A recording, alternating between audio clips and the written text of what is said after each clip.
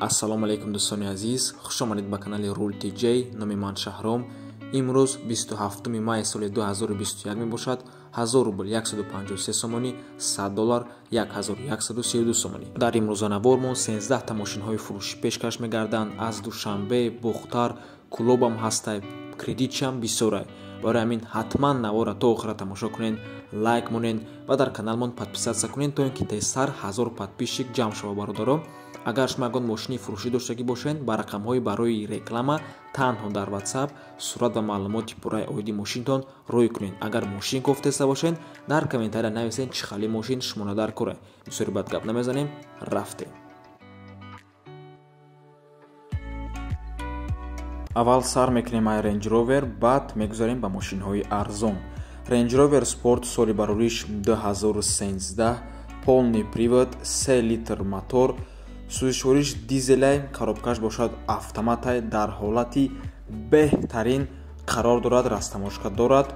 Нархаш 235 000 сомонӣ мебошад, бо муомилаам дорад ва агар кредит гирем 4907 сомонӣ ҳар моҳа меспорем дар муддати 4 сол бо пешпардохти 70500 сомонӣ.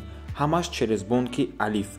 Ва дӯстони азиз, агар хоҳед фаҳмед шумо чанд сомон дар банк переплатит мекунед, пас ҳамо суми пешпардохта кади суми нархи мошин ҷамъ кунед, обши суми мебурад ки шумо бояд дар банк супоред.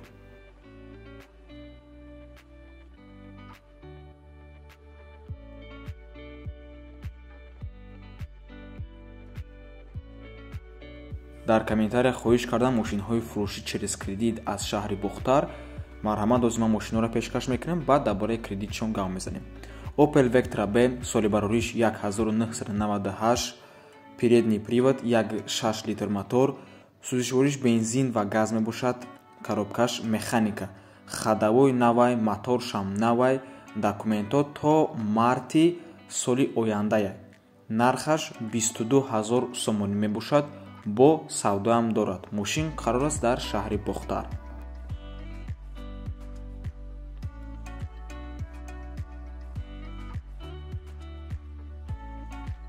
Opel Astra G соли барориш 1999, передний привод, 1.6 литр мотор, сӯзишвориш бензин ва газ мебошад, коробкаш бошад механика, мошин дар ҳолати хуб қарор дорад, 4 баллони нав, аккумулятори нав, газ евро 4, нархаш 42000 сомонӣ мебошад, савдоам мешавад ва агар ягон Мерседес боша болои сумметм алиш мешавад, яъне дар шаҳри Бухтар қарор дорад.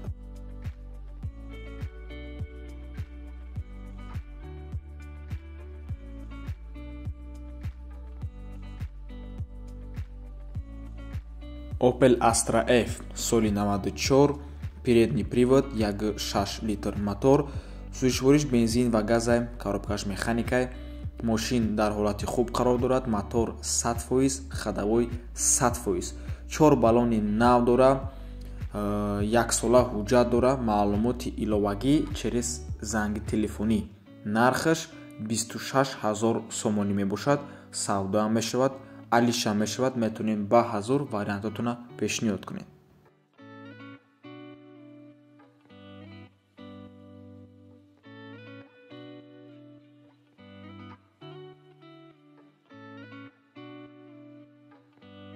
Мерседес Сечка соли 95, задний привод, 1.8 литр мотор, пробегаш 776022 км мебошад, сӯзишвориш бензин ва газай, коробкаш бошад механика, мошин дар ҳолати хуби техникӣ қарор дорад, нархаш 36000 сомонӣ мебошад, муомилаам дорад, қарор аст дар шаҳри Бухтар.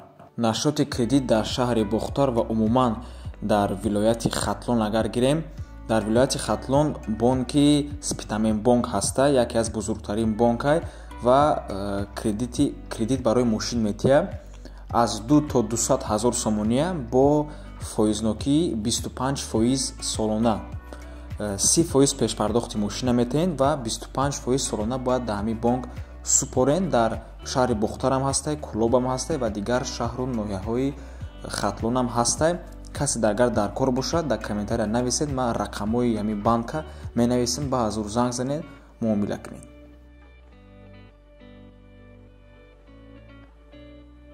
Hyundai Sonata соли 2007, передний привод 2 литр мотор, сӯишвориш газай, коробкаш автоматай, срочно фурӯхта мешавад бо нархи 40 000 сомонӣ. Кредит агар гирем 835 сомонӣ ҳар моҳа бо пешпардохти 12 000 сомонӣ то 4 солай ва савдо мешавад мошин.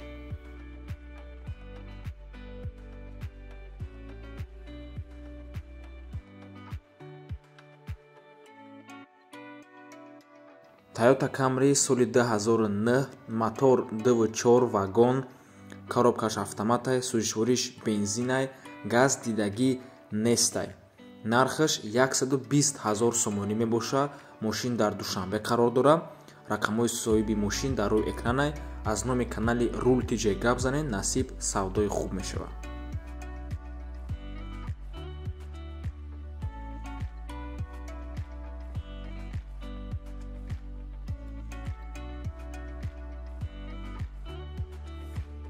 Chevrolet Cruze соли 2010, передний привод 1.8 литр мотор, сӯишвориш бензинай, коробкаш автоматай, вагони мебошад корейский нав омадагиай. Нархаш 67 000 сомонӣ мебошад. Савдоам мешавад. Агар через кредит гирем 1399 сомонӣ ҳар моҳа мешавад бо пешпардохти 20 100 сомонӣ.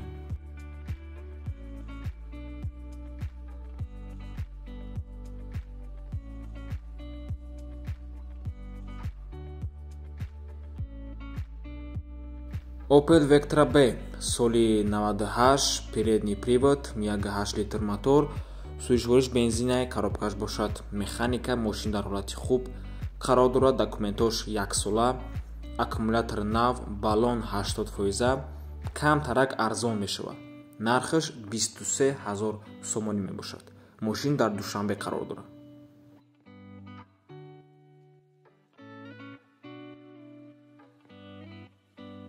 боз як вектраи фурӯшӣ ишнеки аяй соли 93, передний привод 1.6 литр мотор, рангаш сирхай, сӯишвориш бензин ва газ мебошад, коробкаш бошад механика. Мошин дар ҳолати хуб қарор дорад.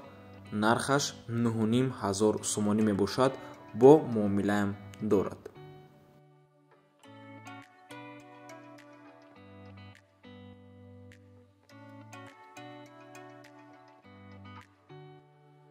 Opel Astra G соли 1999, передний привод 1.6 литр мотор, рангаш сабзай, сӯишвориш бошад бензин ва газ, коробкаш механика. ба гуфти соҳиби мошин дар ҳолати беҳтарин қарор дорад. Нархаш 35 000 сомонӣ мебошад. бо савдоам мешавад. мошин дар шаҳри Кӯлоб қарор дорад.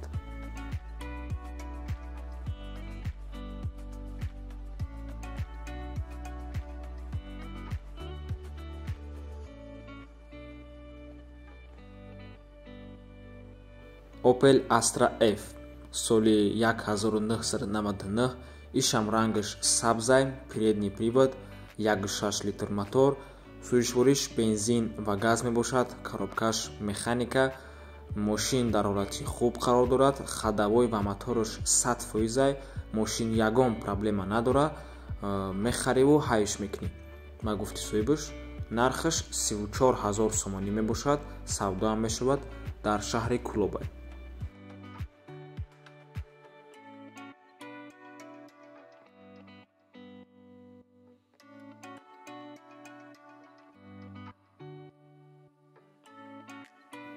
Mercedes Sechka соли 1999, ранги ишам сабзай, задний привод 1.8 литр мотор, сӯишвориш бензин ва газ, коробкаш бошад механика. срочно фурӯхта мешавад бо нархи 49500 сомонӣ.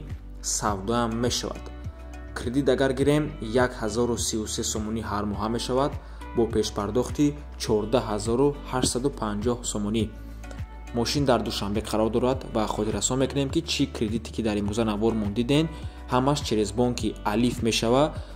фоизи бонки Алиф 29% мебошад ва ин буд охирон мошини фурӯшӣ дар имрӯза навормон. Раҳмати калом дӯстони азиз ки моро то охира тамошо карден. Агар навор ба шумо писанд ояд ҳатман дастгириро фаромӯш накунед, лайк монед ва дар каналмон подписатсия кунед. Дӯстони азиз, то боздид, ҳамаи шумо да барори кор.